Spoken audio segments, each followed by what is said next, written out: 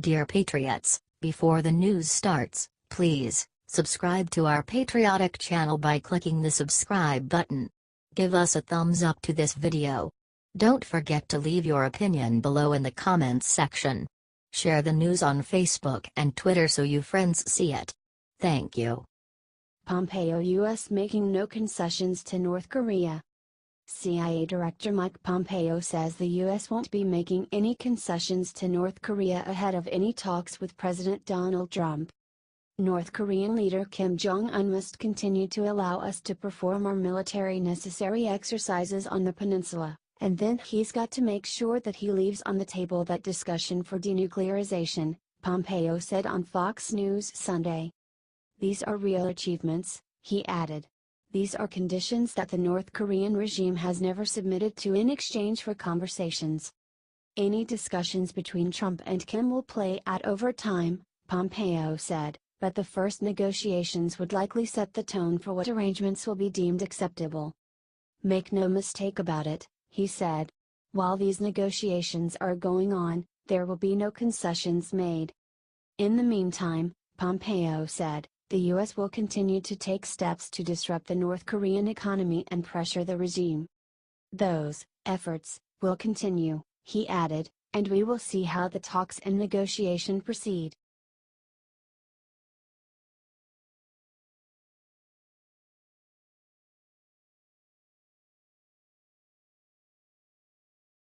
Flake pushes bill to block Trump tariffs. Senator Jeff Flake is pushing legislation to block President Donald Trump's new tariffs on steel and aluminum, declaring he won't back any exemptions put forward by the administration. The problem is, when you say, all right, let's have tariffs, but let's couple that with uncertainty, that's almost worse. I mean, those are dual poisons to the economy, the Arizona Republican said Sunday on NBC's Meet the Press. You know, tariffs are awful. Tariffs married to uncertainty is probably even worse. Allowing one person to have nearly total control over tariffs is not the way to do business, Flake said. While it would be difficult for Congress to reach a majority on a bill to block the tariffs, it has to try, he said, citing congressional success in the 1970s overriding President Jimmy Carter's tariffs on oil. With Trump's trade moves, Flake said it's becoming harder to make the case that the Republican Party is the party of free trade. Free trade is rarely popular out on the stump, he said.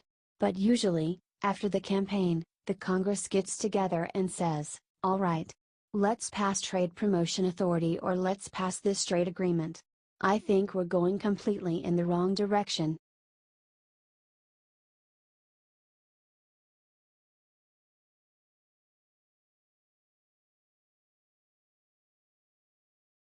Nunberg on grand jury testimony duty as an American, whether I like it or not.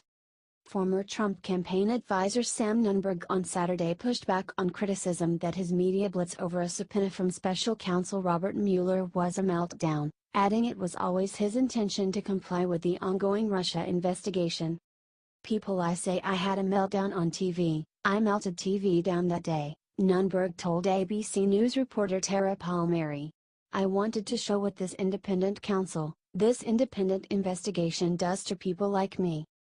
Nunberg on Friday testified before a grand jury for more than 6 hours in the investigation into Russian interference in the 2016 presidential campaign. Complying with the subpoena, Nunberg said, was something he felt he needed to do as an attorney and was his duty as an American, whether I like it or not. If he did not comply, he risked being jailed.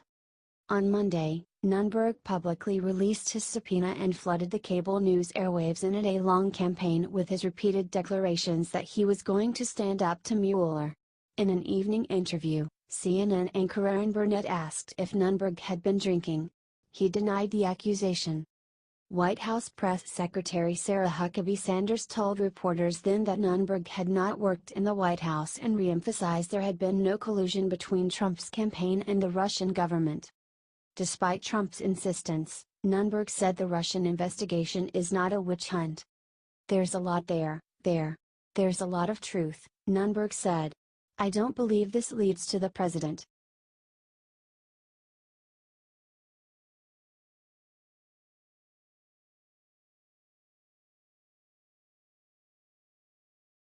Warren worries Kim would take advantage of Trump in talks.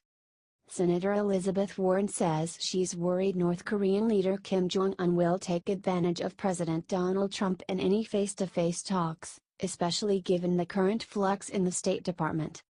Let's start with what the Trump administration has done, the Massachusetts Democrat said in an interview aired Sunday on NBC's Meet the Press. They're moving toward diplomacy. I think that's a really good move. There is no military-only solution to the problems presented by North Korea, and I'm not the only one who feels that way. But, she added, the U.S. is currently facing a decimated State Department and doesn't have an ambassador to South Korea or an assistant secretary for the region.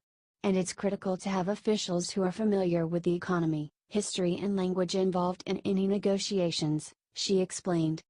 I want to see our president succeed, because if he succeeds, America succeeds. The world is safer, Warren said. But I am very worried that they're going to take advantage of him. North Korean leaders have been trying to meet with the U.S. president for decades, and this would-be meeting is a win for them, Warren said. But there are steps that can be taken before any meeting, she added, to ensure the U.S. also benefits. I would like to see the State Department do its job, and I'd like to see a president that works with the State Department so we can have a truly comprehensive response here that makes some sense, Warren said.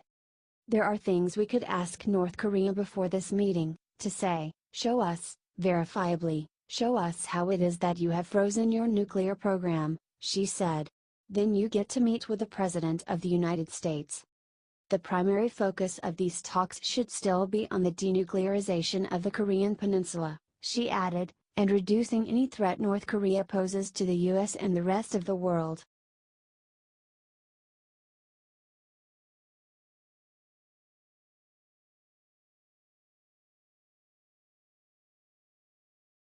Justice Department proposes banning rapid-fire bump stock.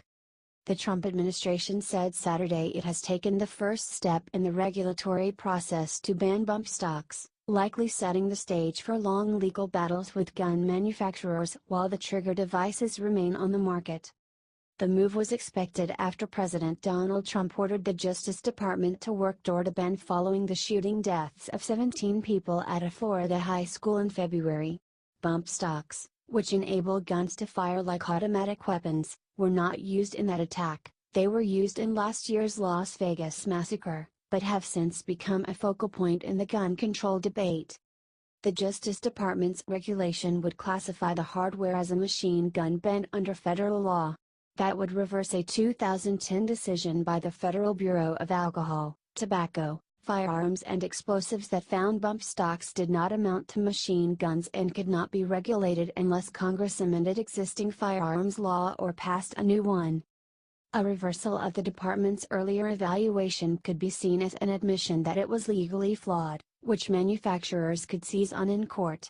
Even as the Trump administration moves toward banning the devices, some ATF officials believe it lacks the authority to do so.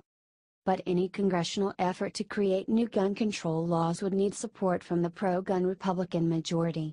A bid to ban the accessory fizzled last year, even as lawmakers expressed openness to the idea after nearly 60 people were gunned down in Las Vegas. Some states have sought their own restrictions in light of the inaction. A ban on bump stocks was part of a far-reaching school safety bill signed by Florida Governor Rick Scott, a Republican, on Friday that was immediately met with a lawsuit by the National Rifle Association. The powerful group has said it supports ATF regulations on the accessory but opposes any legislation that would do that same. The NRA did not immediately return calls for comment Saturday. Calls mounted for a bump stock ban after the Las Vegas shooting, and the Justice Department said in December it would again review whether they can be prohibited under federal law. Trump told officials to expedite the review, which yielded more than 100,000 comments from the public and the firearms industry. Many of the comments came from gun owners angry over any attempt to regulate the accessory, a move they view as a slippery slope toward outlawing guns altogether. The proposal still needs the approval of the Office of Management and Budget,